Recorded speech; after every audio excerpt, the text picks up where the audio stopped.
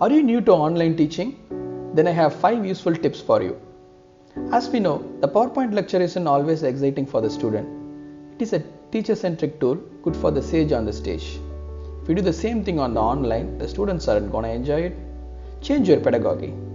That is student-centered education. Here the students are in charge of the learning and the teacher is just a guide.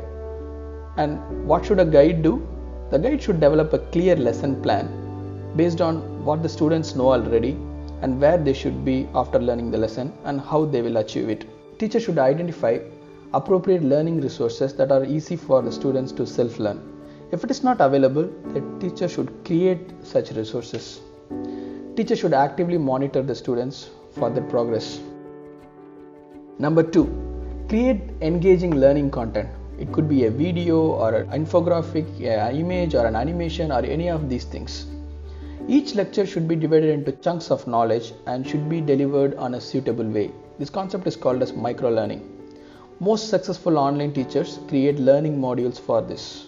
Engage the student on multiple places, not only on the LMS but also on the other medias, especially on their mobile by a notification, because that is where the students will be and that is how you will be able to engage them.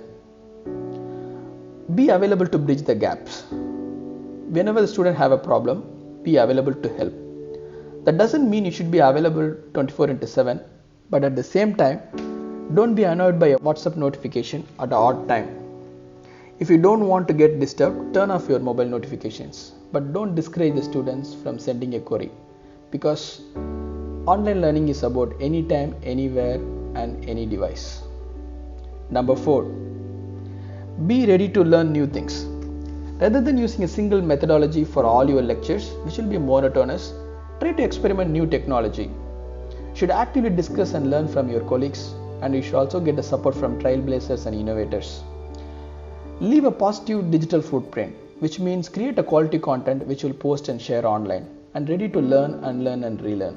Number 5, take the student feedback seriously. We may be new to technology, but our students are not. Most of them are digital natives, so their opinion matters. And there is no one size fits all solution in online teaching. So find out what works for you and what not, and use the reviews to improve the situation. Just because the situation is bad doesn't mean the education has to suffer, because we have a solution for that. Thanks for watching.